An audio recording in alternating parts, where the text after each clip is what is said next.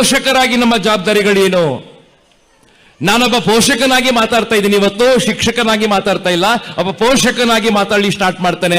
ಆಧುನಿಕ ಶಿಕ್ಷಣ ಪದ್ಧತಿ ಬಂದಾಗಿದೆ, ಶಾಲೆಗಳು ಆರಂಭ ಆಗಿದೆ, ಆಂಗ್ಲ ಶಿಕ್ಷಣ ಬೇಕು ಅಂತ ಹೇಳಿ ಸ್ಟಾರ್ಟ್ ಮಾಡಿದ್ದಾರೆ, ಕನ್ನಡ ಮಾಧ್ಯಮದ ವಿದ್ಯಾಸಂಖ್ಯೆ ಬಹಳ ಕಡಿಮೆ ಆಗ್ತಾ ಇದೆ.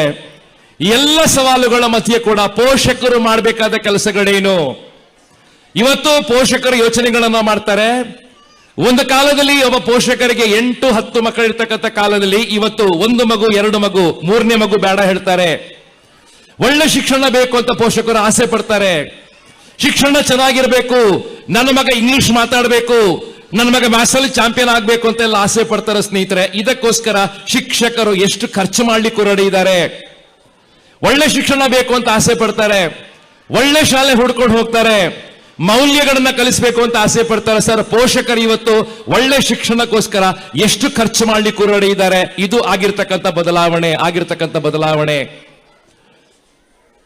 ಗುರುಕುಲ ಪದ್ಧತಿ ಹೊತ್ತಲ್ಲಿ ಸ್ನೇಹಿತರೆ ಶಿಕ್ಷಣದಲ್ಲಿ ಸ್ಪರ್ಧೆಗಳಿರಲಿಲ್ಲ, ನಂಬರ್ 1 ಆಗ್ಬೇಕು ಅಂತ ಯಾರಿಗೂ ಆಸೆ ಇರಲಿಲ್ಲ, ಪರೀಕ್ಷೆಗಳಿರಲಿಲ್ಲ, ಮಾರ್ಕ್ಸ್ಗಳ ಹಿಂದೆ ಯಾರು ಓಡ್ತಾ ಇರಲಿಲ್ಲ.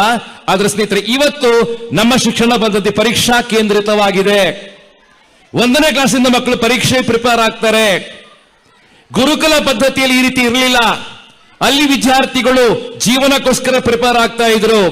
ಆದ್ರೆ ಇವತ್ತು ವಿದ್ಯಾರ್ಥಿಗಳು ಪರೀಕ್ಷೆಗೋಸ್ಕರ ಪ್ರಿಪೇರ್ ಆಗ್ತಾ ಇದ್ದಾರೆ.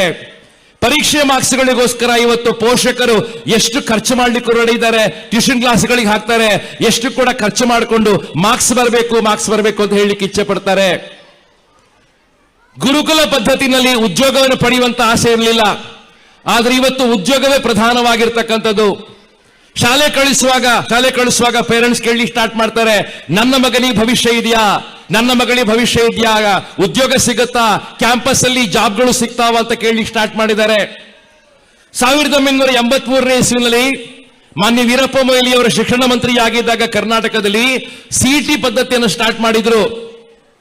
ಸಿಇಟಿ ಪರೀಕ್ಷೆಗಳು ಆರಂಭ ಆಯಿತು. ಕರ್ನಾಟಕದಲ್ಲಿ ಹೆಚ್ಚು ಇಂಜಿನಿಯರಿಂಗ್ ಕಾಲೇಜುಗಳು ಸ್ಥಾಪನೆಯಾಯಿತು, ಮೆಡಿಕಲ್ ಕಾಲೇಜ್ ಸಂಖ್ಯೆಗಳು ಜಾಸ್ತಿ ಆಯಿತು. ಒಬ್ಬ ಬಡವನಿಗೆ ಕೂಡ ನನ್ನ ಮಗು ಡಾಕ್ಟರ್ ಆಗಬೇಕು ಅಂತ ಕನಸುಗಳು ಸ್ಟಾರ್ಟ್ ಆಯಿತು. ಒಬ್ಬ ಬಡವನಿಗೆ ಕೂಡ, ರಿಕ್ಷಾ ಡ್ರೈವರಿಗೆ ಕೂಡ, ಸಾಮಾನ್ಯವಾದ ವ್ಯಕ್ತಿಗಳಿಗೆ ಕೂಡ ನನ್ನ ಮಗ ಇವತ್ತು ಇಂಜಿನಿಯರ್ ಆಗಬೇಕು ಅಂತ ತವಕ ಸ್ಟಾರ್ಟ್ ಆಯಿತು. ತಪ್ಪು ಖಂಡಿತ ಅಲ್ಲ. ಇವತ್ತು ಸಾಮಾನ್ಯವಾದ ವಿದ್ಯಾರ್ಥಿಗಳು ಕೂಡ ಡಾಕ್ಟರ್ ಆಗುವ ಕನಸುಗಳನ್ನ ಕಾಣ್ತಾ ಇದ್ದಾರೆ. ಪೋಷಕರು ಸಪೋರ್ಟ್ ಮಾಡ್ತಾರೆ. ಪ್ರತಿಯೊಬ್ಬ ಸಾಮಾನ್ಯವಾದ ವಿದ್ಯಾರ್ಥಿ ಕೂಡ ಇವತ್ತು ನಾನು ತಂತ್ರಜ್ಞ ಆಗಬೇಕು ಅಂತ ಆಸೆ ಪಡ್ತಾರೆ, ಪೋಷಕರು ಸಪೋರ್ಟ್ ಮಾಡ್ತಾರೆ. ಇವತ್ತು ಉದ್ಯೋಗವನ್ನ ಪಡೆಯುವಂತದೇ ಇವತ್ತು ವಿಶೇಷವಾದ ಉದ್ಯೋಗ ಆಗಿದೆ. ಉದ್ಯೋಗವನ್ನು ಪಡೆಯುವಂತ ಉದ್ದೇಶ ಇಟ್ಕೊಂಡು ಕೆಲಸಗಳಾಗ್ತಾ ಇದೆ. ಗುಣಾತ್ಮಕ ಶಿಕ್ಷಣ ಬೇಕು ಅಂತ ಪೋಷಕರು ಹೇಳಿಕೆ ಸ್ಟಾರ್ಟ್ ಮಾಡಿದ್ದಾರೆ. ನನ್ನ ಮಗನನ್ನ ಶಾಲೆಗೆ ಸೇರಿಸೋದು ಮಾತ್ರ ಅಲ್ಲ, ಪ್ರತಿ ಪರೀಕ್ಷೆ ಮಾರ್ಕ್ಸ್ಗಳು ಎಷ್ಟು, A+ ಬರ್ತಾ ಇದೆಯಾ, B+ ಬರ್ತಾ ಇದೆ ಅಂತ ಕೇಳಿ ಸ್ಟಾರ್ಟ್ ಮಾಡಿದ್ದಾರೆ. ಸಂಜೆ ಮಕ್ಕಳು ಮನೆಗೆ ಬಂದು ಕೊಳ್ಳೆ ಮಕ್ಕಳ ಬ್ಯಾಗ್ ಗಳನ್ನು ಓಪನ್ ಮಾಡಿ ಹೋಮ್ವರ್ಕ್ ಅನ್ನ ಕೊಟ್ಟಿದ್ದಾರಾ, ಹೋಮ್ವರ್ಕ್ ಕರೆಕ್ಷನ್ ಆಗಿದೆಯಾ, ನೋಟ್ಸ್ ಕರೆಕ್ಷನ್ ಮಾಡಿದ್ಯಾ ಅಂತ ಮಕ್ಕಳು ಪೇರೆಂಟ್ಸ್ ನೋಡ್ಲಿಕ್ಕೆ ಸ್ಟಾರ್ಟ್ ಮಾಡಿದ್ದಾರೆ. ಈ ರೀತಿ ಜವಾಬ್ದಾರಿ ಇವತ್ತು ಪೋಷಕರಿಗೆ ಬಂದಿದೆ. ಇದೆಲ್ಲ ಕೂಡ ಆಗ್ತಾ ಇರ್ತಕ್ಕಂಥ ಒಳ್ಳೇದು ಅಂತ ಭಾವಿಸ್ಕೊಳ್ತೇನೆ. ಪೋಷಕರು ಇವತ್ತು ಅಲರ್ಟ್ ಆಗ್ತಾ ಇದ್ದಾರೆ. ಪೋಷಕರು ಇವತ್ತು ಜವಾಬ್ದಾರಿ ತಗೊಂಡಿದ್ದಾರೆ.